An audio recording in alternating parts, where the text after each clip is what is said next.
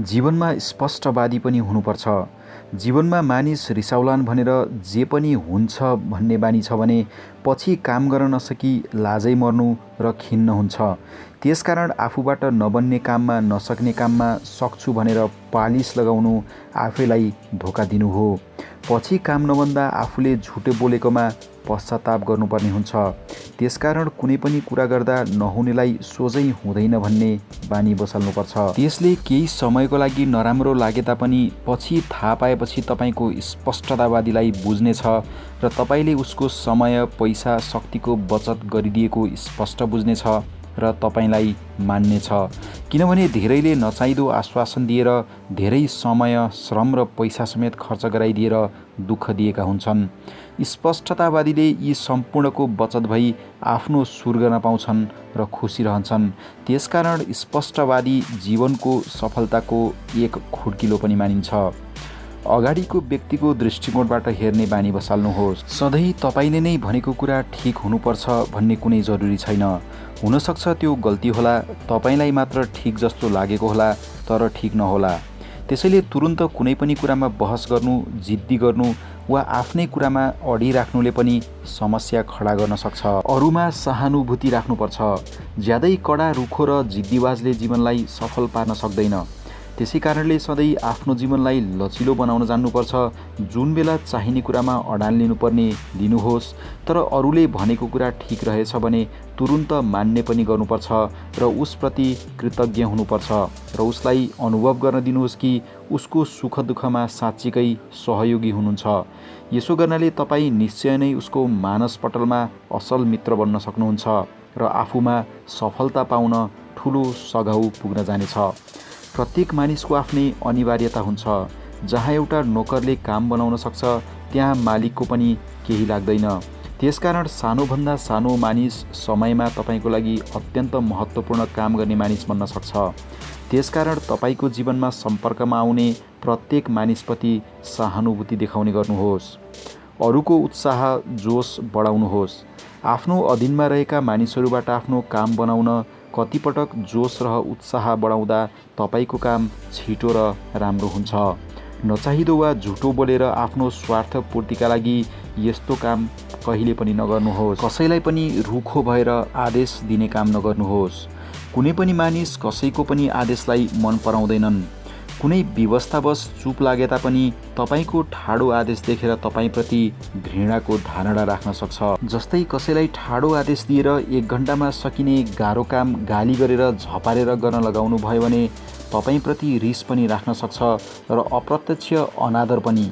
तर त्यसै कामलाई अर्को तरिकाबाट यो काम ज्यादै जरुरी छ, 1 घन्टामा सकिदिनु भए बेस हुने थियो, त्यति गरिदिनुहोस् न है भन्ने गर्नु बेस हुन्छ। उसको मनमा जसरी पनि गरिदिउँ भन्ने भान पार्न सक्नुभयो भने तपाईँप्रति द्वेष नराखिकन आवश्यक काम पनि समयमा बन्छ, नत्र कुन समय काम हुन्छ भन्न सकिँदैन। आभार व्यक्त गर्न सिक्नुहोस्। आफ्नो जीवनलाई सादा, सरल र स्वाभाविक बनाउन आवश्यक छ। यदि कसैले तपाईँको काम गरिदियो भने ऊप्रति आभार व्यक्त गर्ने बानी बसाल्नुहोस् र जस्तोसुकै सानो काममा पनि आभार व्यक्त गर्न कुनै हिचकिचावट नगर्नुहोस्। तपाईँले आभार व्यक्त गर्नाले ऊ आनन्दित र खुसी हुन्छ र अर्को पटक झन जोस र उमङ्ग साथ तपाईँको काम गर्न सक्छ। यसरी आभार व्यक्त गर्दा चाहे तपाईँकै श्रीमती, छोरा जो भए पनि भन्ने गर्नुहोस्, जसले गर्दा उनीहरूको मनमा स्थान बनाउन सक्नुहुनेछ र अर्को पटक भन्दा पनि जोस जागरले फुर्ती साथ कार्य गर्नेछन्। त्यसैले जसले तपाईँको काम गरे पनि समय निकालेर आभार व्यक्त गर्ने बानी बसाल्नुहोस् र उसको प्रशंसा गर्न नभुल्नुहोला। उसलाई उत्साहित नै बनाइराख्नुहोस्। यसरी तपाईँप्रति उसको ठुलो श्रद्धा हुनुका साथै कदर पनि राख्ने र जीवन यस्तो तरिकाहरूले पनि सफल हुन मद्दत मिल्नेछ। सानोतिनो कुरामा पनि सतर्क हुन सिक्नुहोस्। कुनै पनि घटना, व्यवहार, कामको सुरुवात सानो कुराबाट सुरु हुन्छ, पछि त्यसैले उग्र रूपले हानि नोक्सानी गर्छ। आजको युगमा मानिस ज्यादै संवेदनशील भइसकेका छन्। तपाईँको एउटा सानो गल्तीले कसैको सम्मानमा धक्का लाग्न सक्छ, दुःखदायी स्थिति हुन सक्छ। त्यसैले सानोतिनो कुरामा पनि सतर्क हुनु आवश्यक छ। अरूलाई धक्का लाग्ने कुनै कुरै नगर्नुहोस्। तपाईँको सानो ठट्टाले एकछिन तपाईँलाई आनन्दित महसुस भए तापनि त्यस व्यक्तिलाई चित्त दुखेर सधैँको लागि शत्रु पनि बनाउन सक्नुहुन्छ। त्यसैले कुराको सिलसिलामा कुनै सभामा कसैसँग भेट गर्दा, कसैको घरमा जाँदा, कुनै शब्द बोल्दा तपाईले लापरवाहीसँग गरेको कुराले कसैलाई पनि चित्त दुख्नु हुँदैन। सबैसँग मिलनसार हुनुहोस्। कसैलाई पनि आफ्नो बनाउने काम निकै गाह्रो हुन्छ, तर पनि यस्ता उपायहरू पनि हुन्छन् जसले जीवनभरि नै आफ्नो बनाउन सक्नुहुन्छ। ठुलोभन्दा ठुलो काम पनि गर्न नसक्नेमा कुनै यस्तो बेला पनि आउँछ कसैको सानो प्रयत्नले काम बन्न जान्छ। त्यसै कारण कसैलाई पनि समाजमा बसेपछि नचिडाउने, रिस नउठाउने, कसैको पनि निन्दा नगर्ने, चाहे प्रत्यक्ष होस् वा अप्रत्यक्ष नै किन नहोस्। यथासम्भव तटस्थ बस्ने कोसिस गर्नुहोस्।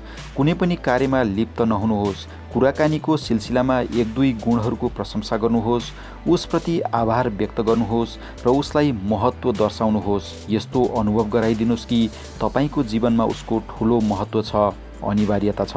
कसैको जन्मदिनमा शुभकामना पत्र लेख्नुहोस्। शुभ अवसरमा बधाई दिन कहिले पनि पछि नपर्नुहोस्। कोही कुनै सङ्कटमा छन् भने साँच्चीकै सहानुभूति देखाएर मद्दत गर्नुहोस्। यस्ता आइपर्ने वास्तविक अवसरहरू आफ्नो यादमा राखेर आवश्यक बेलामा त्यसप्रति सहृदयता वा कृतज्ञता देखाउन सक्नुपर्छ। परमात्माप्रतिको पूर्ण आस्था र विश्वास। विश्वका सृष्टिकर्ता परमपिता परमात्माले विश्वका प्राणीको कल्याणका लागि के मात्र सृष्टि गर्नमा बाँकी राखेका छन् र एउटै धरतीबाट हजारौं किसिमको अन्न, स्वाद, रङ, रूप, सुगन्ध प्राप्त भएको छ भने प्राणीलाई आवश्यक सम्पूर्ण सुविधाको व्यवस्था गरिदिनु भएको छ। प्रत्येक प्राणीले ईश्वरकै कृपा अनुकम्पाबाट श्वास फेर्न पाएका छन्। उसको हेर्ने, खाने, अनुभव गर्ने सम्पूर्ण ज्ञान चेतना पनि प्रभुकै कृपा हो। यी सम्पूर्ण विश्व ब्रह्माण्डलाई बुझ्न सबैभन्दा पहिले स्वयंको शक्ति, शक्तिको परिणाम, परिणामबाट भएको सुख दुःखको कारण र उसको अनुभव आदि इत्यादिलाई बुझ्न शरीरभित्रको मन, मनभित्रको आत्मालाई बुझ्नाले मात्र संसारका असीम शक्तिका स्रोत परमात्मालाई केही हदसम्म बुझ्न सकिने हुन्छ। जीवनमा सफलता पाउन नियम र अनुशासनको पालना गरी त्यसबाट प्राप्त परिणाम स्वरूप स्वस्थ शरीरबाट स्वस्थ मन, स्वस्थ भावना, विचार, प्रेम र स्नेहको सृजना हुन्छ। त्यसैले जीवनमा सफलता प्राप्त गर्ने तन, मन सबै एक भएर मात्र जीवनमा सफलता प्राप्त गर्न सकिन्छ। यो एक अर्काको अभावमा कहिले पनि जीवन सफल हुन सक्दैन। मनलाई तह लगाउन सक्नेले मात्र तनलाई पनि तह लगाउन सक्छ। यसरी माथि उल्लेख गरिएका विषयहरूप्रति आफू सतर्क भएर आफूलाई निरीक्षण गर्दै जीवनको प्रत्येक परीक्षामा सफलता प्राप्त गर्न सकिन्छ। सदा प्रसन्नचित्त, कर्मशील, कर्तव्यनिष्ठ, सदाचार, प्रेम, स्नेह, माया, ममताले ओतप्रोत, ज्यादै सुखी, आनन्दित र एउटा सफल पुरुषार्थी जीवन यसरी बनाउन सकिन्छ।